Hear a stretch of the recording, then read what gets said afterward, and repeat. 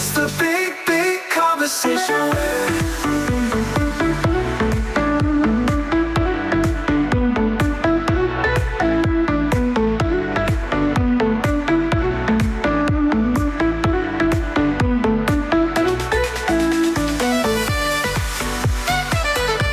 Welcome back to the show. So today we're asking a question many people are afraid to say out loud.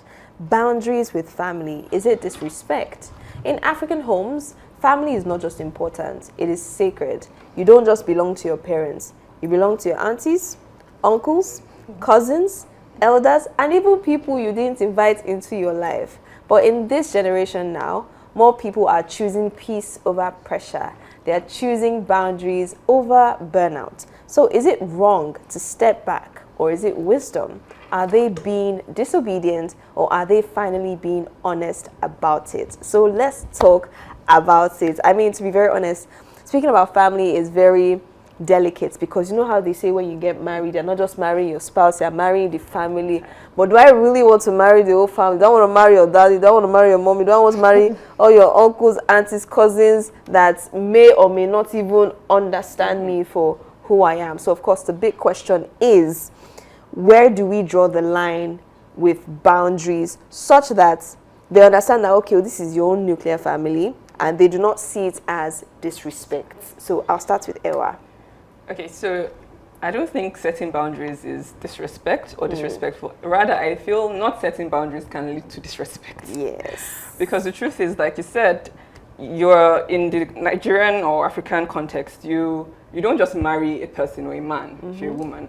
You marry you're expected to marry, or to sort of find a way to bring together all his family members. Yes. And, you know, love them, treat them with respect, and live.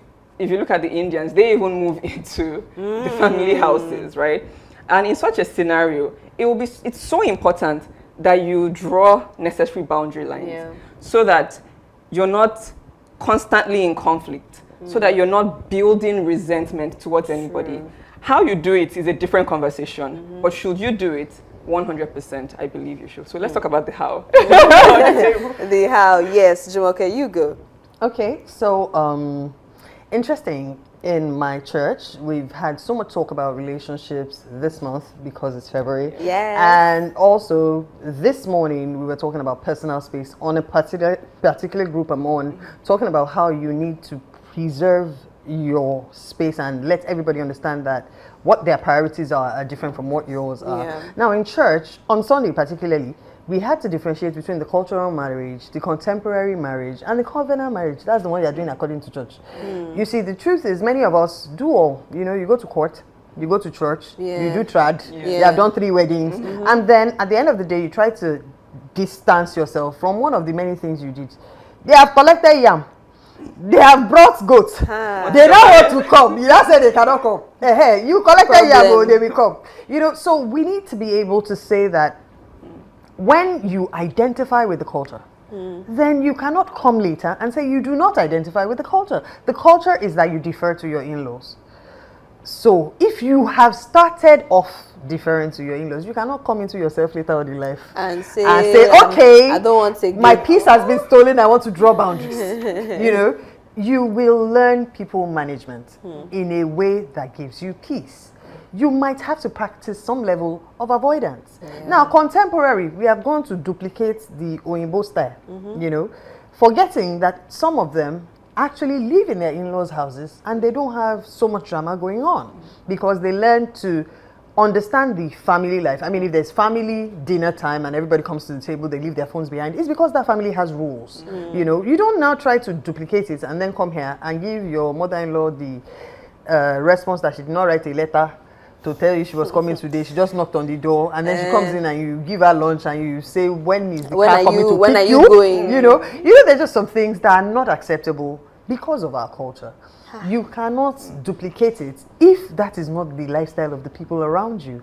So I think the greatest challenge we have is us ourselves getting into these relationships without knowing exactly what we want, what template we want to follow. You know, you just think this looks good or feels good, let me adopt it. And then tomorrow you see another one that feels good or looks good. And then you've mixed everything together and people are just generally confused. What will you permit and what would you not permit? In fact, even from what she said and what you've just said now, I don't know if it is possible for the different families to coexist in the same house and they will not cross each other's boundaries, because I don't know, it's a whole, you wouldn't do things the way, because I've got like maybe at least two instances where a friend from secondary school, her sister got married and they were still living in the family house. So yes, it was a big house, but they were still living in the family house, and no how there's still a thing of, because you're not just living with the parents, you're also living with the siblings as well, and it was a very large family, so it definitely can get chaotic. So I feel like even in those scenarios, it's even harder to draw boundaries, because depending on the nature of the parents-in-laws now, they will not be like, why don't you have your own house? Shebi, you are the one stay in my house, so it's me that will dictate to you how you should live. So when maybe you need your time, hey, what are you, come to the kitchen, come and do this, why are you sitting? I think there will be little room to even breathe, really, and then that's when there will not be problem. They will not say, your wife is not respecting me, your husband is disrespecting me, and no, that's when we forget that the cultural spaces where these things happen, look into it very well. There's a huge house with a courtyard. Everybody has their quarters. You know, so what you eat in your side of the house is not necessarily the problem of everybody else. When we have joint meals, we have joint meals. So all this one that you are using one room, all of us are sharing kitchen, all of us are sharing pots, sharing cooker. Yeah. There will be problems because you can't really separate what is yours from what is mine. But the people I have seen who have been able to do it effectively, they actually have a big compound. You know, Igbo history, if you read it very well, there's a big compound, but your mother's chalet is different. Even the traditional kings that had 20 wives, everybody has done that. Maybe one room, two rooms joined together, and so inside your apartments, what you are doing there is not necessarily everybody's business. But the minute you come to the communal area, then you obey the rules. Now the thing is, it's not just about family. You had to share rooms with your roommates for at least 1 year, every year that was in university. Exactly. So I don't think there's, even living in an apartment that has other users, it will be tough. I had a neighbor once that decided to start a poultry behind my husband's, well, my bedroom, but my husband cannot stand the smell of chicken. He doesn't eat chicken unless it's fried dry because he cannot smell it. And then the neighbor decides they're starting a poultry and put the cook behind our room. So they're not in-laws, but they're like sitting in your space right now. So tolerance is something you need to learn. Diplomacy is applicable everywhere. And so I don't think it's just us not knowing how to manage. You know, you can be rude and then it becomes a general issue, but we will have to learn it. For sure. So, Barrister, I told you, I mean, I'm sure maybe even in where you're from, Delta Warri people, even generally now, we always see young people now, this generation, because I want to protect my mental health. I don't want any family member that will stress me. We see some of these people actually wishing that maybe their mother-in-law safe no today. They will be praying, like people will do prayer points that please let's my husband, you know, or proposed, you know, partner is better if they don't have mother, so that they will not have patient to so-called and daughter-in-law situation. So in those kind of scenarios, how would you say, you know, these daughters-in-laws, the daughters, how can they now even tolerate the mothers, especially when they did not die? Me, I won't take it from the angle of healthy boundaries. And it should start from during courtship. And the responsibility is on our men to create that healthy boundary. That, mommy, maybe you are married, you are in Nigeria, you are marrying a girl from Zimbabwe. They don't do this, so mommy, they don't believe in this in their place. They don't believe in this. So please, this is how I want to run my home. It takes a very a strong-willed man to know that you can still love your mom, have boundaries, and then we'll still enjoy the family together. I have an example that happened to me. Before I married my husband, I was 24 then, and then this cousin came. He had said, please come and help me make stew. So I made stew. The next thing, the guy was, I just went and dished the stew. I was like, what is my own? So another day, he did something wrong. So I was just like scolding him. The other day, this is what he did. He just went and he came to me and said, then 10 naira. This. He said, where you there? You get 10 card. that I wanted to take 10 naira. Can you imagine Nigeria? Where I was so taken aback. I gave him the money, but I was so surprised. So the moment I told my boyfriend there, not my husband, it was like, so if I marry her today, this is how you come to my home and you be like that. He said, go inside now, pack your things. If you can't respect her, go back to where you're coming from. I was like, no, it's not up to that. Me, even if he slapped me self, growing up, sometimes you imbibe your culture, your nature. That was just it. The next time I'll see that guy, we were already married, he came to Ibadan. When he wanted to greet me, he genuflexed, he touched his, you know how Yoruba greet? That was how he greeted me. I say, so these things can work. So it depends on you, the man. Sometimes it's not easy on them because they are coming from this angle. You are my only this. Your daddy died. I was the one that. So the boy too is feeling, you can still love your mom and still make sure that there are healthy boundaries so that there won't be confusion. The moment the boy, the man, or the boy man will not take up that responsibility, the walls have cracked and then anything can come in. So every culture, we have that. You're supposed to, like Jumoke said, marriage, I always tell everybody where I go, it's politics. Learn how to do. Tinubu does not like Ribado. Maybe. Ribado is NSA. Because Ribado must have insulted him before. He does not like a mockery. That one has told him all kinds of, nah, come and lick my vomit. It's politics. Say, good morning, ma, good morning, daddy. You have to do it. Yes, I agree 100%. So the man has most of the responsibility to put that boundary. Even both ways as well. The woman also should be protective of the husband from her family members, because the truth is, yes, your family is very important. Your family birthed you. You've been with them 20-something years, 30-something years, and then you are now marrying this person for the rest of the time you would spend with your partner, would significantly be more than, how long you've spent with your parents. And you are choosing that person as your priority. Not that your family will not be important, but priorities have just shifted. Now, we're not saying disrespect your parents, disrespect your siblings, or condone it when it is done, but of course, how it is done. So say, for example, maybe your wife or your partner is slighted by something your family member has said. Of course, they will say, even in public, you will still defend your partner. Then in private, you will now, reprimand them that no be so you supposed do, that kind of thing. But although I know some families will still have issues with it, because I run with the mindset that my family is good though, but my partner is gooder. Yes, my family is good, partner is good. I think Nigerians, we tend to be very traditional and cultural, but we sometimes forget to weigh what culture has handed to us, to say, is this good? Do we continue to run with this, or do we flip it? Do we adopt something better? And the truth is, not every Nigerian culture, especially when it comes to in-law relationships, is healthy. Right. We just took everything together and we're expected to continue. So I know a friend who had a difficult pregnancy delivery, gave birth and everything. And from the hospital, they're like, you're going to your in-law's house because the child must, enter the in-law's house. But I'm like, okay, how is that fair? How is that even healthy for the woman? She wants to be back in her space and, just relax, recover, get to bond with her child, get to bond with the father and everything. So some things that we are subjected to in the name of culture is really, it concerns me, to be honest. And so back to the conversation around boundaries, I feel like we have an advantage in this generation. We're a Sorosoke generation. And as much as I'm not condoning disrespect or talk back and or pray for them to die, if someone prays for your own parents to die, will you be happy, right? But I think we must get to the point where, like Barrister said, before you even get married, you must be mature.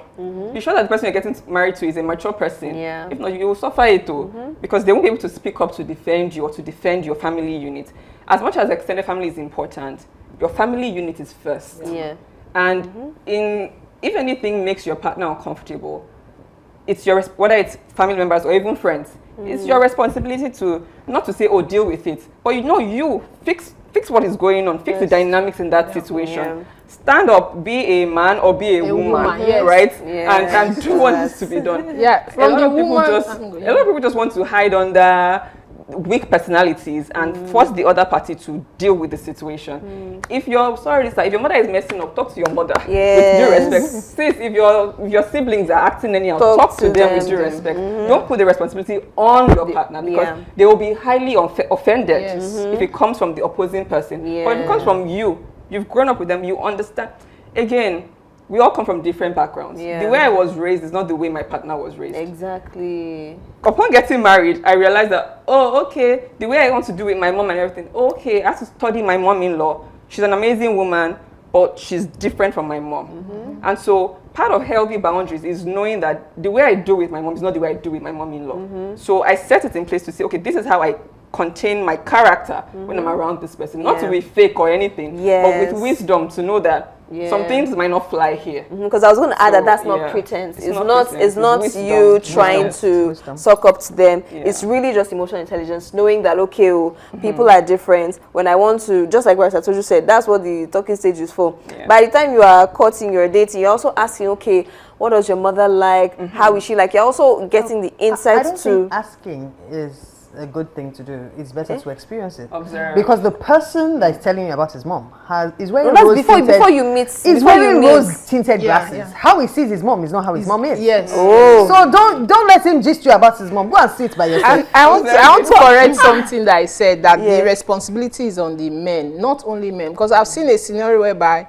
the boy is not from a well-to-do, he's not really buoyant financially, and the father-in-law is a big man. So when the child was born, he insisted that the baby must be named in his place. Like in my culture, that's an affront. That's an insult to the whole family. That even if you not get money, they will say, "Gary will go shop, they do the naming." Then you now insist that because you have the money, you have the means, the child must. And then the wife too was towing the father's line. So in that kind of case, so it's not just the men alone. So sometimes women too, they do all kinds of nonsense. And I know in the case of money too, it can be very dicey.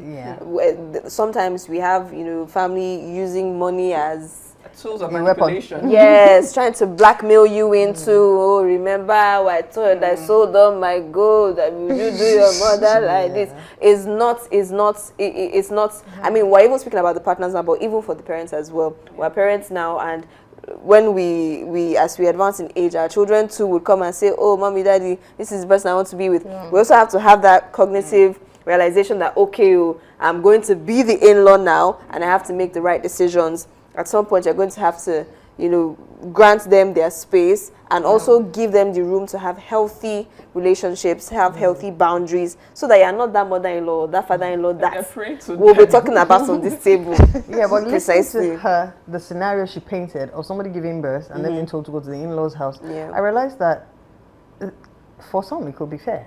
As a matter of fact, it could be the escape, because culturally, when you just give birth, people are going to visit. In your house, if it's your house and your in-laws have not stayed with you before, you're the only one that knows where everything is. You don't want to be running around trying to find out if somebody has. I'd rather be in a place where I don't know where the pot is. I don't know where the plate is. And just be clueless for a week. It's a vacation. But if it can be a vacation, you understand? So be a vacation. So it leads directly to what she was saying. Know the kind of people you're getting involved with. Understand that our own culture dictates that you would have to marry the family somehow. Now, if you're going to marry into this family, you're getting along fantastically with the guy.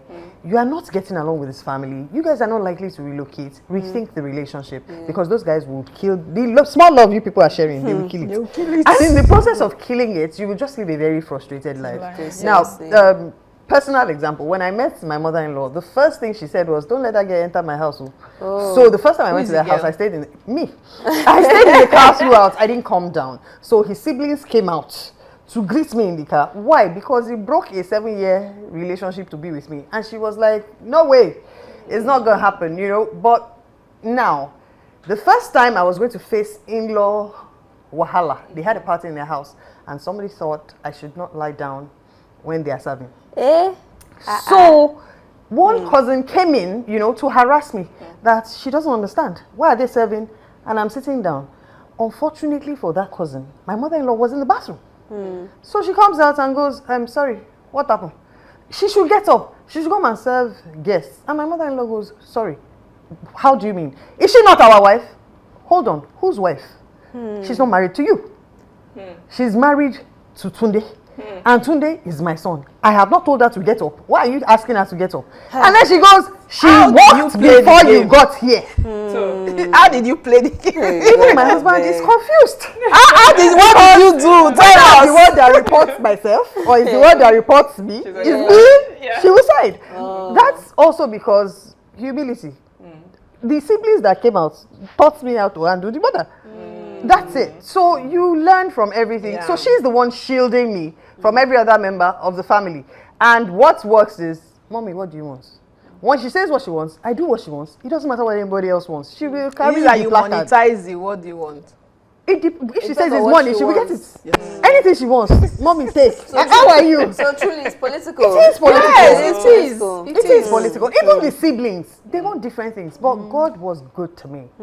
My husband only has brothers.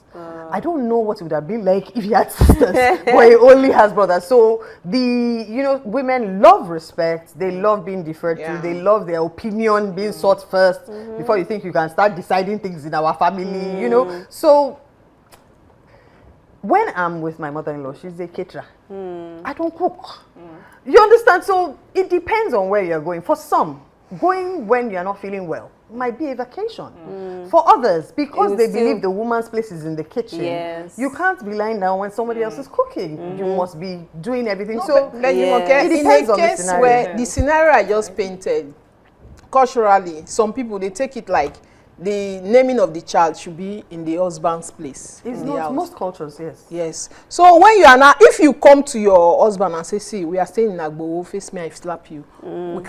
We don't have space. Yeah. Daddy is offering this. Why don't we just, it's a different matter that Yes, there's you are not understanding allowing with your that daddy one. to impose and to, like me, I Even don't really that, have, culturally, the husband should not agree. yes, because it's like, yes. You cannot go and name your child in your wife's except No, if you are not not wife, African. in the father's. In the Your wife's father. Yes, the wife's father. The wife's Not father. my husband's father. What's wrong? The money they have, they What? should take an event space for us. But no, wait. Oh yeah, wait. Let's Because the culturally. thing is, sometimes yes, just like you mentioned, there are some cultural backgrounds that we yeah. have. Yes, but sometimes it's the reality of things, right? Say you give birth, and I don't know what the tradition is, whether you're supposed to stay with your husband's mother or stay with the wife's mother, but if her desire is, I want my mother because I am comfortable with my mother. My mother understands what I need, and I just need her in my space. That's And the No, culture. that's a different No, I'm saying, thing. and say the culture now says it's supposed to be the man's father. man's Wouldn't you? mom. Sorry, the man's mother. Wouldn't you now say? I mean, the reality of things is, I would be more comfortable with my mother here. Or now, in this case of we want to name the child, they say no, it should be in this house, but the house is small. Or it's not safe. We don't want to expose people to it. Or we also don't want people to know our house like that. Let us do it in my father's house because it is in Ibadan. So to be Why honest, did you take? to be Why honest, did he take The your Bible father's name? says, if you leave your parents and you No, but that's even for the man. He should leave his father. parents Yes, and cleave to yes, his wife. yes. But you see, the thing is, the culture that makes you take your husband's name, and he's not taking your father's name, is why you're not going to your father's Yes. house to name the child. It's the name you have taken. and before you That marry child is not it's going to just bear the your house you father's want to name. use Before you you. marry the name, No, living see, in so their house. personally, I don't like people in my space. So I don't think I ever did a naming in my house. So you rather like rent So space. even if it's a small room, or in church. do you understand? So let's go do it Okay. in church. Let's do it in my house or the event hall down the road. Again, I think it's just a cultural thing. If Yes, it both is parties cultural. are agreed on, we can use my father's house if it's available. He's not imposing in the scenario you said. It's not. It's just what makes sense logistically right now. If it's daddy's house, let's go. Nothing You spoiled. see, now But because of culture, if you are in UK Yeah. and you go to your daddy's house, it's okay. If you are in Africa, your in-laws will, your parents, your people will not follow you there. Okay. They won't. All right. Just because This we don't is have war. time. Just because we don't have time. We're gonna have more time to agree and disagree further for the next segment. So we're gonna take a break, and when we get back, we have our agree or disagree segment. So of course, you can drop your comments in the comment section. We'll be right back. Okay, we're back, and it's been an intense conversation, just like Ewa just said, but it's time for agree or disagree. So let's say our statements for the day, and we get to agree, disagree, and defend our answer. So let's see today's statement. We've been talking about boundaries with families. Okay, calling boundaries disrespect is often a way to avoid accountability. Calling boundaries disrespect is often a way to avoid accountability. Okay, we'll agree? Agree or disagree? Jumoke, at the same that you go first. Yes, Well, I disagree. Surprisingly, yes. Surprisingly. I do disagree because the truth is everybody is entitled to have their own boundaries. Whether you're a cultural person or not. Because even with culture, like Ewa said, you weigh it and there are just some cultural beliefs or rules or behaviors that don't make any sense at all. You have to have some respite from following a tradition that would wound you. You know, there are just some things you would refuse to do. So it's not disrespect. I'm saving my life. There are some cultures that I had a cousin who gave birth. They insisted on the hospital. They insisted on the doctor that would see her. The child had jaundice. They took the child out of the hospital, insisted on giving the child proper water, exposing to morning sunlight, you know, all sorts of things. That child would have died if her own family didn't step in. If her mom didn't come to say, so we will not even try medication, we won't try anything, we won't even try breast milk. You know, the things that are recognized in medicine to regulate jaundice. So sometimes you need to draw the line, especially when it is a matter of life and death. And then many times we don't really know. Mental health could be a matter of life and death. You know, so please, boundaries need to exist. Where we will be diplomatic and manage your emotions, we will still draw the lines. It's important to draw the lines. Okay, Marissa, do you have your response on? Can you put it up again? That thing Okay, is calling boundaries disrespect is often a way to avoid accountability. When you say, oh, boundaries is disrespect, or it's because you want to I agree, because like I said, LD boundaries often becomes more, family becomes more united because you know what this one like, this one doesn't like. Mama, you've known that we are in face me, I slap you. We don't really have so much food. We are managing. My wife is a civil servant, level 4, level 14. This is how we are doing it. Let them know, because sometimes from afar, they are in the village, you are in Lagos, they are thinking that all the bridges will translate to money in your pocket. Mama, please, when you are coming, even if you don't have a phone, go to Okonkwo's place, tell the wife to call us so that we'll know how to manage. When you have told Mama that, Mama now understands. So it will bring more unity. By the time she's even coming, she's even now appreciating your wife that is like trying to put things together, managing, say, Mama, is my wife that pays school fees. Oh. Not that your wife is even doing, you are taking all the glory before your family people. You are just trying to lay a foundation of trouble for your wife. So I agree with it. Okay. Ewa, do you agree or disagree? I also agree. Yeah. I will add a little. It's possible that someone can draw a boundary in a disrespectful way. So there's that angle to it. But for the most part, when people draw a boundary, it makes other people uncomfortable. And so they can call it, oh, you're disrespecting me, or, you know, look at this little rat telling me what to do and all of that, right? But yes, I agree, because often when people draw boundaries and you take offense, it's because you don't want them to, question what you think should be normal, to question your normal. So you want to avoid conversations, you want to avoid being held accountable to what, you know, they want you to start, the way they want you to start treating them or acting towards them. So yes, I do agree. I must say that it's been a very tough decision, but I agree with Jumoke. So I disagree because I believe that, yes, we've spoken about boundaries, and I believe that there are some boundaries that can be healthy, some boundaries that are necessary, but then there are also some boundaries that are an excuse to just be disrespectful. Saying, oh, no, Mama, I need my space, so you cannot be coming here anytime. I beg, next time when you want to come, then call me 3 AK market days before. So some people just use the whole boundaries thing as an excuse to just condone the fact that they would rather not want to be associated with the family than for them to, you know, just deal with them. So, I mean, yes, I think it's just a right play of wisdom that will come into play here, because, yes, we recognize that people are different.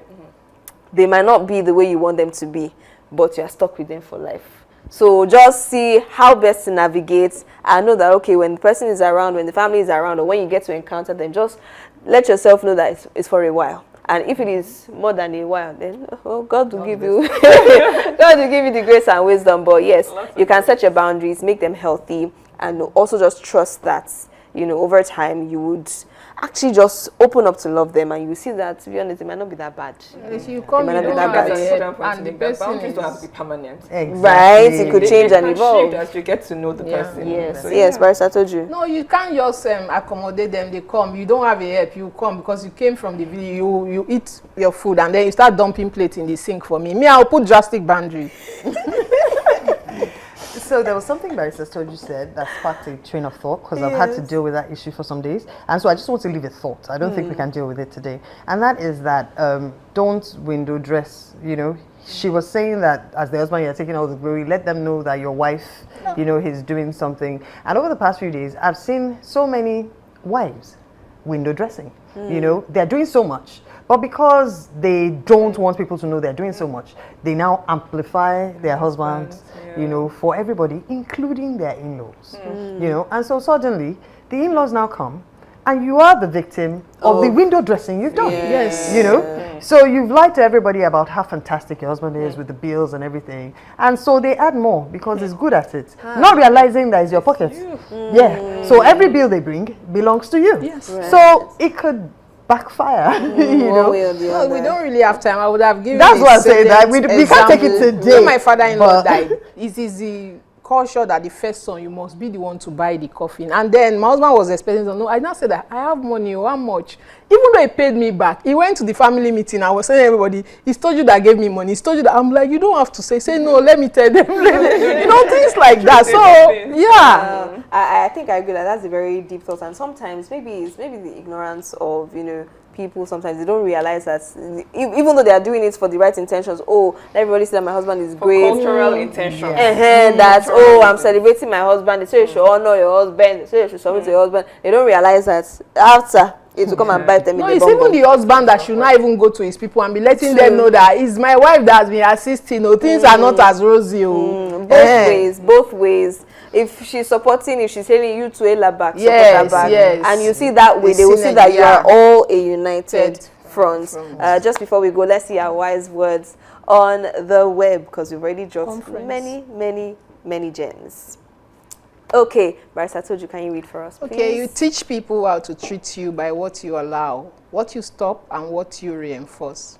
Tony Gaskins. Lovely. I think I particularly enjoyed today's conversation, and of course, that's why this show is very important, because we have very, very vital conversations to break down and dissect on this table. And of course, there's going to be room for more, because we have our TBC conference coming up in March.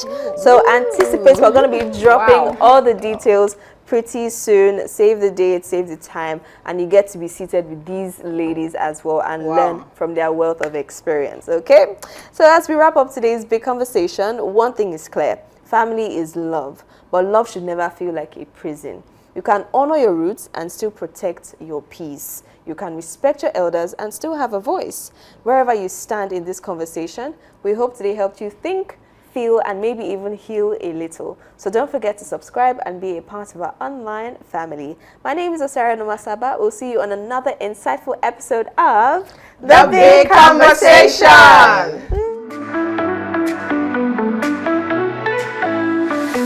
Voices rising, stories told, truth unfolding, brave and bold. In this space we speak our mind, different views all intertwined. It's the big conversation where the real ones talk. From the heart of the nation we all take that walk. Through the fire, through the facts we don't hold back. It's the big conversation.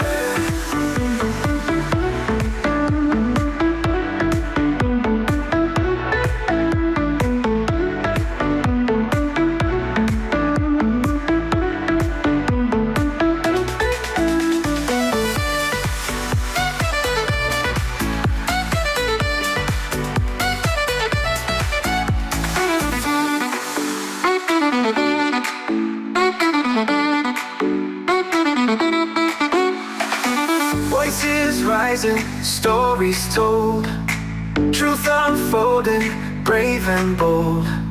In this space we speak our mind. Different views all intertwined. It's the big conversation where the real ones talk. From the heart of the nation we all take that walk.